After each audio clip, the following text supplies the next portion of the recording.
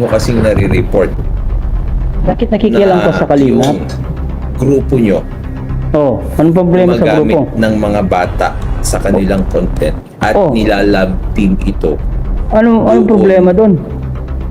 sa mga matatanda. Walang problema doon, attorney. Tandaan nyo ho, For entertainment purposes Okay. lamang yan. bawal yun. Kahit Ang mas malaking magiging problema mo ay doon sa mga minority edad kung totoo yun.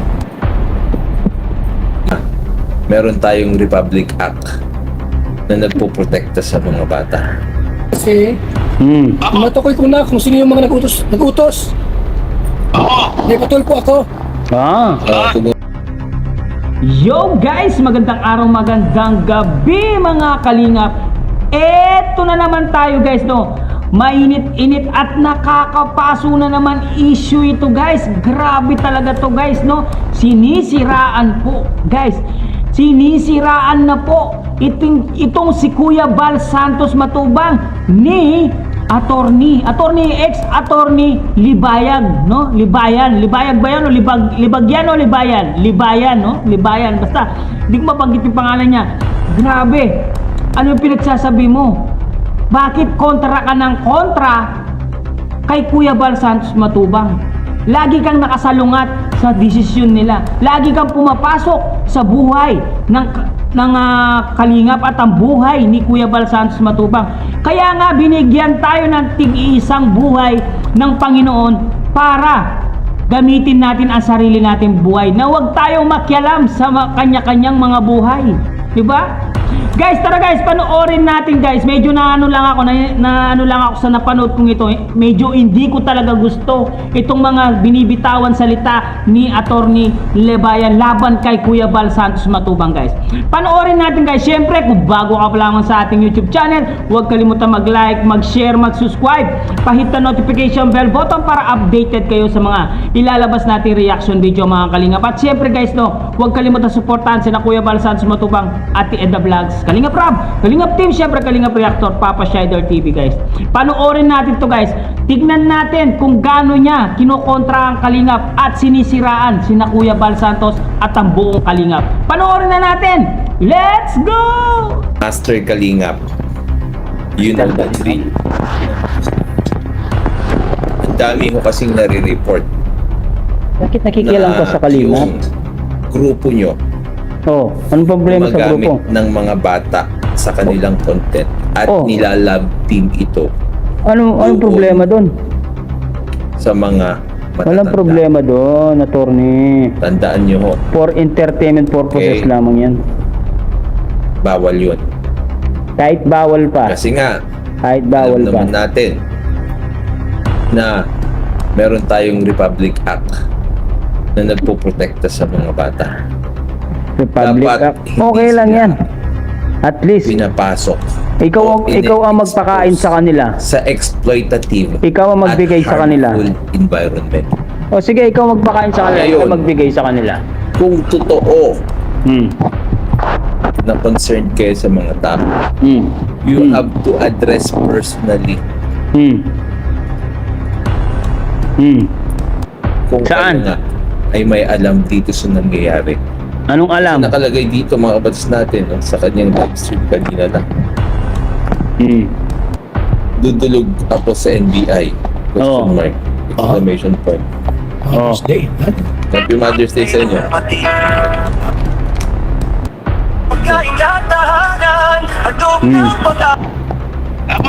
Itong si Beyonce, Hmm. matukoy ko na kung sino yung mga nag-utos. May patol po ako. Ito na yan.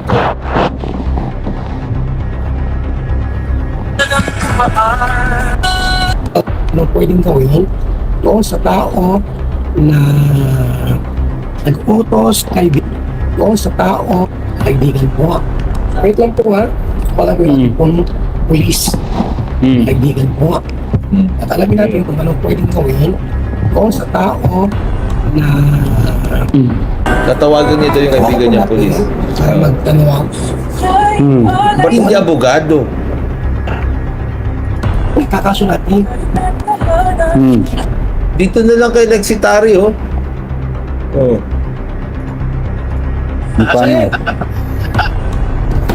Good evening po. Sir, nakinig kayo. Hmm.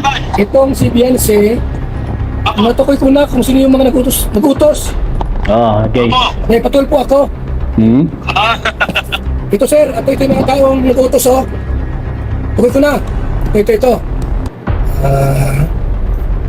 Dito sir, ito sa... Bakit ko naka-live ka? Awag sa live. Ito na sila, tukoy ko na. Para to protect them, para kung ano man yung ano. Yung nagpatulpo at yung nagpatira sa kondominyon. Alam ko na. Hmm. Opo, basta kung sinasabi ko nga po, kung meron paglabag talagang karapatan mo na labag nila. Sir, Hindi naman po yung So yung nagsabi na ipatulfo yan, pwedeng kasuhan? Pwede yan, pwede pa barangay yan. reklamo. sir, yung bata, si Beyonce, O bata, tawag mo nga rin bata eh. Walang hiya talaga kayo. Mas walang iya ka naman. Ikaw naman nakikilam ko sa inutusan kalingap. na patulpo. Opo, Ngayon, yung nagutos, alam ko sino. May kaso ba sila? May kaso? ay ano yan po muna, i-seek natin ng legal advice kung ano man yung ano. Okay. I hate to I hate to be the bearer of bad news. Kung sinabihan si Beyonce na magpatulfo, walang kaso yung tao na nagsabi sa kanyang magpatulfo siya. Kinakampanya niyo pa yung mali, kamahalan no? dun. Ito kinakampanya pa yung mali. Otherwise, lahat ng nandoon sa comment section na nagsasabi na ipatulfo mo yan nung panahon na akala nila matapang si Raffy Tulfo, makakasuhan. Nakita nyo ba sa comment section noon, bago natin pundiin yung Raffy Tulfo in action, Yung ngayon. sa ginagawa nilang kalokohan, Hmm. ipatulfo mo yan, O tapos. and then dami yung kakasuhan. Oh, tapos. Sabi nila, nonsense. Ano yun? Illegal tulfoing? Malamang, illegal tulfoing. Kahit tanungin natin si Lexitari, sasabihin niya, wala akong kaso na illegal tulfoing. Alam nyo, yung ginagawa niya lang naman ito, para na naman dun sa chilling effect. Kasi nasira talaga siya dun sa tulfo. Oh. Pati ikaw, sinisira mo siya. Patubag dun sa Raffy Diba? Tulfo in action. Kasama ka na. Sinisiraan mo yung kalingap. Yung dalawang Oh. pareho ang style. Kumbaga sa Kung Fu, mga kabatas natin, di ba? Hindi ko alam kung sikat pa kasi o alam ng mga bata pa yung Ito. Kung Fu noon eh. May kanya-kanya Kung Fu kasi, tayong buhay. Sa mga minority edad. Val Santos Matubang. Ng Kung Fu. Natalo. Ito si Val Santos Matubang. Hmm. Tapos. Tukoy ko na po kung sino-sino sila. Ano, sabihin ko dito, huwag na. Sabi mo Huwag na po, na. at hindi pa naman natin kailangan pa rin po ng matibay May na nagpapa-chilling effect lang ito. ano naman, ebidensya na May ebidensya na ako. Opo, iyan nyo na lang po, wag to sa ganitong platform. Okay. Opo, Mabuti, sinabi mo agad, tinawagan kita. Opo, Sabihin ko sana sa iyo. Hihingi niya daw ng legal advice pa. Huwag na, panoorin mo na lang ito. Alam mo, Val Santos, Kuya Bal, no? Ano ba tawag sa kanya ngayon? Kuya Bal pa rin. Alam mo, Kuya Bal, no? Ang mas malaking magiging problema mo ay doon sa mga minority edad. Totoo yun. Yun. Ikaw lang naman yung nag-aano na may minor na edad Sir, eh. napunta ko ng krami. Diba? Sa'yo. opo, sa ano po, pwede ko i-assist sa cybercrime unit po. Kung Nag-flex lang siya eh. Flexing lang ito. Yung mga bata, yung mga minority edad. Val Santos Matubang. Ikaw kaya ito, attorney, ikaw tumulong sa mga minor na edad. Kaya mo ba? Hindi. Hindi kaya mo. May pera ka bang magpantulong sa mga Para mahirap? magkaroon tayo ng kalinawan. Puro ka kasi kontrabida eh. merong nasa abroad. Opo, Sir, kawawa yung Walang bata kaso yan. O, kawawa yung bata. kasi napahiya dito sa Camnorte. Maraming nagalit sa ginawa. Ikaw yung bata, ikaw nga yung nagpahiya sa kanya, kaya nga nagpatulfo yun eh. Ikaw naman. May nag-utos sa kanya sa likod, may Mamaya nag-utos. tayo mag-usap. Para masira yung kalingap. Pero bigo sila. Yung bata kawawa dito. Oh. Ginawa mo na kasi yung bata to begin with, kaya nga nagreklamo sa Rafi Tulfo in Action. Hindi. Alam mo yung bata, Wala. di ba? Bata. Kung wala yung si Dr. Love, hindi magre-reklamo Hindi yan. kasuhan yun. Pwede po kung titignan po yung Ito ano naman si IDG. Katas pwede po. yung mga elemento po ng cyber Ano? libel kung mayroon talaga. Okay. So dahil Elemento ng cyber libel, kasuhan niyo yung Rafi Tulfo in Action. Parang baliktad yata ang titignan ng elemento ng cyber libel yung ginawa ni Val Santos Matubang. Kasi siya yung inaakusahang nanira doon eh. Oh, Diba? tapos, Ang ginawa nga doon sa Rafi Tulfo in Action sa kanya, pinapa-take down yung videos. oh, ko dyan, yung mga pangalan. Opo, dali niyo po dito at Alam mo ito lahat. i-ano natin doon sa cybercrime unit po dito. 1, 2, 3. At yung driver, sir, pwede kasuhan din yun?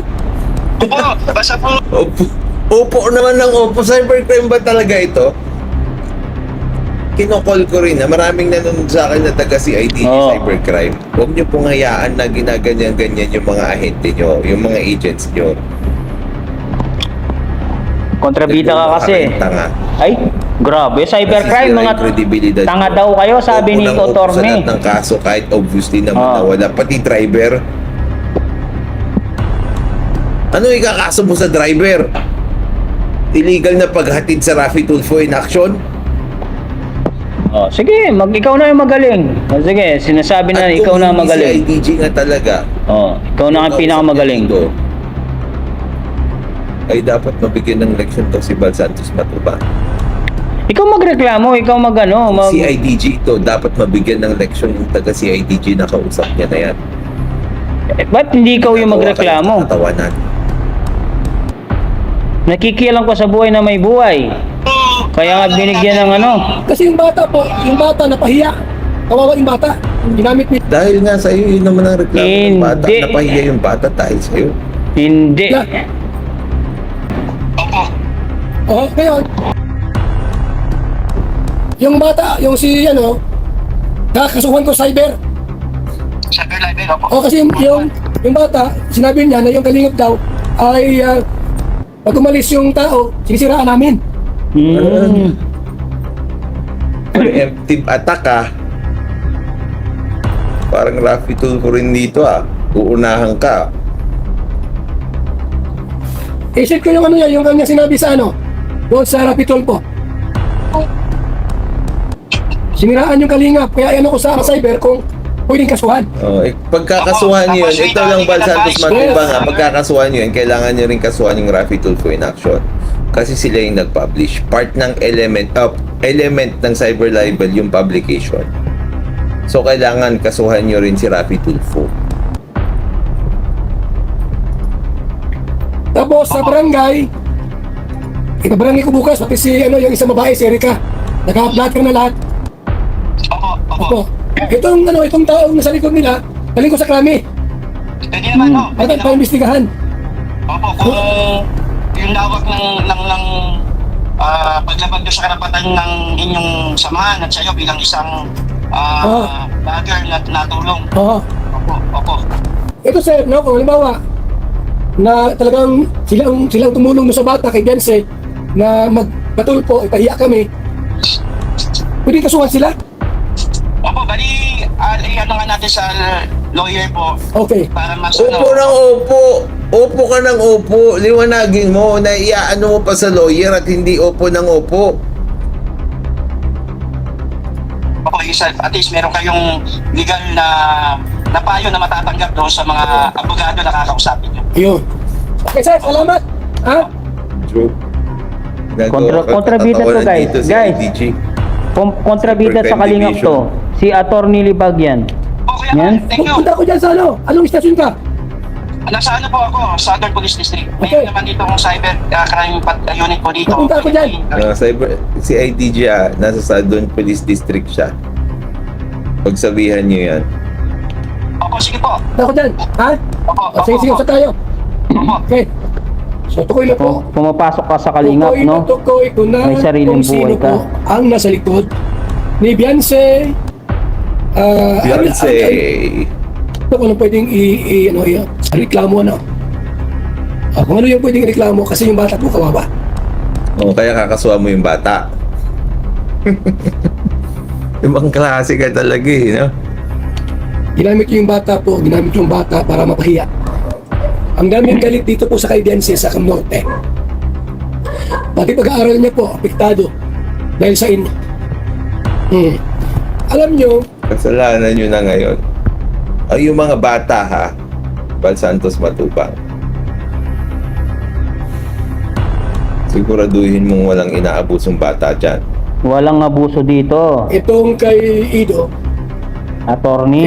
hindi pwedeng sabihin na rape or what. Hindi po. Kasi may gusto rin ni Beyonce si Ido. Inamin niya bagat. Oo. Yung ginala sa madilim, Oo. kahit nga mag-asawa pwedeng magkasuhan ng rape eh. Wala naman muli siyang naganap. Ito ba yung sinasabi niya? May papaliwanag lang ako sa inyo ha. Okay? Huwag na natin panoorin to. Yun nga guys, napanood natin si ex-attorney Libayan, no? Libayan ba yan? Libagyan ba yan o Libayan? Basta Libayan. Grabe, anong pinagsasabi mo about sa Kalingap? Bakit kontra ka ng kontra sa Kalingap? Di ba may sarili-sarili naman tayong buhay? Bakit pinapakialaman mo yung buhay na may buhay? Di ba? Nakakadismaya lang guys, no? Kaya naghihirap ang Pilipinas dahil puro pakialamero yung mga taong nakapaligid, no? Kontra ng kontra. Pati nga sa gobyerno kumokontra. Kontra dito, kumokontra doon. Kaya nga, hindi umaasenso ang Pilipinas. Lalong nadadown ng Pilipinas dahil sa mga katulad nyo, ganon ang mga pag-uugali nyo. Kontrabida, no? Lagi kayong kumokontra sa lahat ng bagay. Pati yung Kalingap, pinasukan nyo para lang kontrahin at sitayin. Kung gusto mong demanda si Kalingap Val Matubang, demanda mo. Wala problema yon. May judge naman eh. No, bakit ikaw? Ikaw yung nagrereklamo, parang ikaw yung nasasaktan sa nangyayari, no? Ang tanong ko lang sa'yo, may scholarship ka bang pinapaaral? Yun lang ang tanong ko sa'yo. Tingnan mo yung si Kuya Val Santos Matubang kung ilan yung scholar niyang pinapaaral. Alam mo ba yon? Mahigit 20 ang pinapaaral nilang mga hindi kayang mag-aral. Oh. Sa lahat ng nakita kong charity vlogger, ito, real talk tayo, attorney. Sa lahat ng nakita kong charity vlogger, ano to, ang tawag doon, sa buong Pilipinas, no? Sa buong Pilipinas, sa lahat ng charity vlogger, Kalingap lang ang nakagawa ng mahigit kumulang na 300 na pabahay sa buong Pilipinas. Totoo yan. History in the Philippines. Ang Kalingap lamang ang pinakamaraming napagawang bahay sa Pilipinas. Sabihin mong mali ako, tama ako. Kaya kung talagang mabait ka, gusto mong tumulong sa kapwa mo, dapat sumuporta ka na lang sa mga ginagawa ng mga charity vlogger. Hindi yung kontrabida ka ng kontrabida, di ba? Nakita mo naman, sa buong Pilipinas yan. Kaya nga binigyan tayo ng tigisang buhay ng Panginoon para gamitin natin, para wag natin pakialaman yung ibang tao, no? Pinapakialaman pa yung ibang tao, hindi na lang pakialaman yung buhay ng may buhay. Aba, matindi to, guys. Matalino nga to sobrang talino nga nito. Matalino ka nga, pero dapat gamitin mo rin sa tama. Hindi yung paninira, di ba? Attorney ka nga, pero maraming may ayaw, no? Maraming may ayaw sa mga ginagawa mo kasi puro ka kontra, puro ka didikta. Dinidiktaan mo yung isang tao. Tingnan mo, dinidiktaan mo si Kuya Val Santos Matubang. Parang pinapalabas mo na napakasama ng Kalingap, no? Pinapalabas mo na walang niya ang Kalingap. Pinapalabas mo na nagcha-child abuse ang Kalingap, pinapalabas mo na nag-a-abuse ang Kalingap. Nasaan ang abuse dito? Walang abuse dito. Hindi ako galit sa'yo. Nagpapaliwanag lang ako. Kasi nga, walang abuse na nagaganap sa Kalingap. Ikaw lang ang nagre-reklamo na may abuse doon sa Kalingap. Asan yung abuse doon? Walang abuse na nangyayari. Kung may nangyayari man, di sana nagreklamo na yung mga magulang. Di ba? Kaya lang nagreklamo itong si Biancy J. Batalero na ito kasi winakwak, kinuha ng sponsor. Yung sponsor may balak kay Biancy, kaya kinuha. Kaya linayo sa Kalingap. Pagkaralin, huwag kasing masyadong pakialamero, pinapakialaman ng buhay na may buhay. Hindi ako galit Masyado kasi medyo pinapakialaman na natin ng mga tao no? Ako, nanonood lang ako kasi medyo hindi ako aware sa mga sa sinabi mo kay Kuya Bal Santos Matubang. Kaya ngayon, sinasagot ko itong issue na to, guys. Guys, anong masasabi nyo kay Attorney Libayan, guys? Anong masasabi nyo? Comment down below at babasahin natin lahat yan, guys, no? Ako, hindi ako sa ngayon po sa mga sinasabi niya. Puro pa-kontra sa Kalingap. Puro paninira sa Kalingap po ang kanya sinasabi. Parang gusto niya pinapalabas siya sa mga tao na masama po ang ginagawa ng Kalingap. May masama bang nagpa-scholar na mahigit 30 katao na scholar na hindi kaya mag-aral tapos nagpabahay ng 300 na bahay na hindi kaya magpatayo ng bahay? May masama bang ganon? Guys, hanggang dito na lang muna ang ating reaction video for today's mga Kalingap. Siyempre, kung bago ka pa lamang sa ating YouTube channel, huwag kalimutan mag-like, mag-share, mag-subscribe. Pahit na notification bell button para updated kayo sa mga ilalabas natin reaction video mga Kalingap. At siyempre guys, huwag kalimutan supportahan sina Kuya Bal Santos Matubang, Ate Edna Vlogs, Kalingap Rob, Kalingap Team, siyempre Kalingap Reactor, Papa Siya Idol TV, guys. Nakakadurog talaga ng puso. Pinagtutulungan po si Kuya Bal Matubang. Bye-bye guys! Sa mga hindi pa nakasubscribe dyan, subscribe na po kayo. Bye-bye!